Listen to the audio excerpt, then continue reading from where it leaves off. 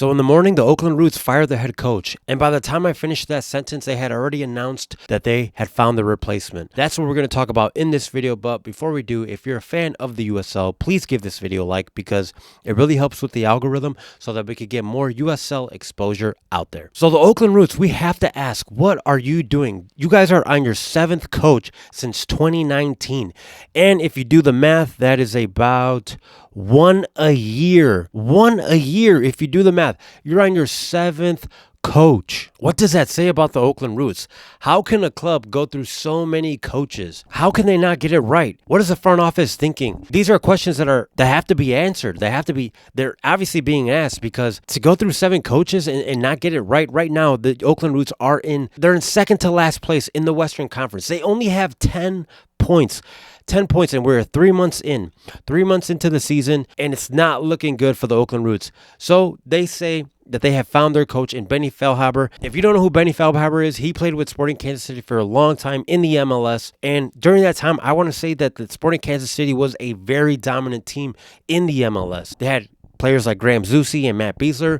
Those two guys, they went into the World Cup, and Benny Feilhaber has made appearances for the U.S. men's national team as well. So he was a great player. I remember watching him as well. Like I said, Sporting Kansas City was, I feel like, a powerhouse club during that time. And so there's no negating that he is a very good player, that he was a good player. But with his coaching, I'm not sure if that really translated. The last head coaching job that he had was for Sporting Kansas City too, where he had 32 wins but 33 losses. And it's an MLS Next Pro. So I kind of asked the question, do you really want to get a head coach from the MLS Next Pro who had more losses than wins? Look, I don't really understand the whole going out and looking for a head coach, but it seems like the Oakland Roots knew that they were going to get rid of Gavin. It seems like that was already in the works, right? Because they announced it in the morning, and in the afternoon, they already have the replacement. So there were already talks of them getting rid of him. So why not go after Mark Briggs? If Mark Briggs was available and you knew you were going to get rid of him, why not go after Mark Briggs? I think that Mark Briggs would have been a way better option, a way better choice. I don't know if they reached out, obviously, but I'm saying, but the fact that Mark Briggs decided to go to Birmingham, that to me was surprising too, because there feels like there isn't really much movement there happening. I mean, yes, they're trying to rebuild, but I just feel like Mark Briggs could have done so much better with Oakland. And to go to Oakland right now, because there's a lot of history happening right now. The Oakland Roots are playing at the Coliseum, and I myself thought that was a dumb thing. I thought you were going to see a huge stadium empty, but if people are turning out, the first home game of the season, that game was sold out for the amount of tickets they were able to sell. You have still seen it. You have still seen that the Oakland Roots are bringing fans into their stadium. So in one aspect, you have the business office doing a very good job, and then you have the front office doing questionable jobs, because you kind of ask yourself too, like, who are they bringing in? Like, what kind of players are they trying to build? They brought in Dom Dwyer, and Dom Dwyer was also a well-known player in the MLS, but throughout the years he kind of fell off, and so you kind of think, okay, what's going to happen there? Then they get rid of their best player and they trade him off, or he gets sent off to Las Vegas Lights, Johnny Rodriguez. And I thought Johnny Rodriguez was going to stay at Oakland for a very long time, but yeah, he gets traded off. So they're making questionable moves there. And I hope that Benny does good, right? I'm not saying that I don't want him to succeed, because I have a lot of respect to head coaches. To be a head coach of a soccer team, I know that comes with a lot of pressure, a huge amount of pressure. I mean, you can see big coaches throughout the world saying that they want to take a break from coaching because they want to focus on their mental health, or the pressure was so immense. Because when things go right, a lot of the times it's the players who perform that did very well. But when things go wrong, coaches are one of the first ones to be looked at and to be talked about and say, hey, this coach needs to go. And so I can't imagine all of that pressure from fans and the media saying, yeah, this coach isn't working out. And so I've said that many times, that I have a lot of respect for somebody that wants to be a head coach. But that doesn't change the fact that I'm going to ask the question, what has he done? What has Benny done? Why did they decide to bring somebody like him into the Oakland Roots? And why did they think that he's going to be the guy that's going to be able to change things around miraculously? Now, I hope I'm wrong.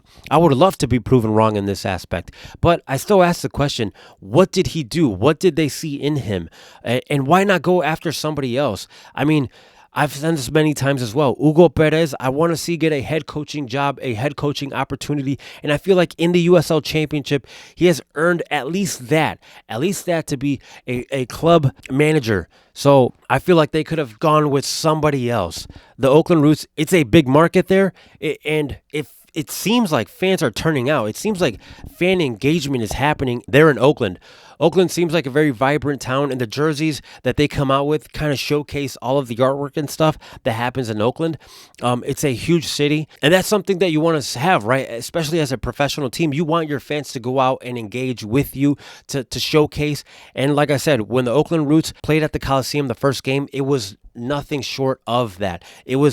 It seemed like a party. It seemed like everyone had a great time there. And so you want that to keep going. And it was just announced that Mexico is going to play Japan there, I believe, at the Coliseum. When the Coliseum seemed a couple months ago, it seemed like the Coliseum was dead. It seemed like that story was over, that the Coliseum was probably going to get torn down or something like that. The Oakland Roots is bringing soccer back to Oakland. It's bringing one of the biggest teams in CONCACAF and the world, for that matter, Mexico, to go and play there. That speaks something. That is something that they should be proud of.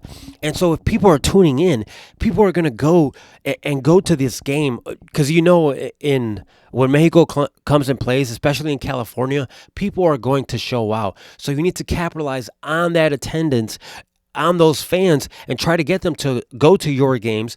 And it seems like the business aspect of the Oakland Roots is doing that. They're reaching out to the community. They're reaching out. And so once you have all of those people tuning in, you have to be able to perform. You have to be able to have the best players, the best coaches. You shouldn't be second to last, right? That's not something that they're going to want to tune in and see. So you have to ask the question, what's going to happen with the Oakland Roots? What's going to happen next? Are we going to see things turn around? Will Benny be able to turn things around here? Or is it just going to be a continuation of maybe next year the Oakland Roots getting another head coach? Because how can a club get an identity if they keep going through all of these changes? If a head coach doesn't have the opportunity to stay there for a couple of years, at least a couple of years, to be able to bring in their own players, try to change the system, to implement their coaching style, how can a team really succeed? I mean, Benny didn't choose any of these players, so how is he going to be able to do what he can to improve them, right? And I'm not saying that's not possible, but it's a lot easier when you get to pick and choose, when you go out and scout these players and say, hey, I want this guy to come here because I feel like he will fit this type of system that I, as a coach, like to use. So we shall see what happens with this. Let me know what you guys think. Do you guys think that this was a good hire? Are you for it? Do you think that he's going to be able to change things, to turn things around for the Oakland Roots, and that maybe they will become a powerhouse club in this league? I would love to hear what you guys have to say. Thank you so much for tuning in. And with that, I will see you all on the next one.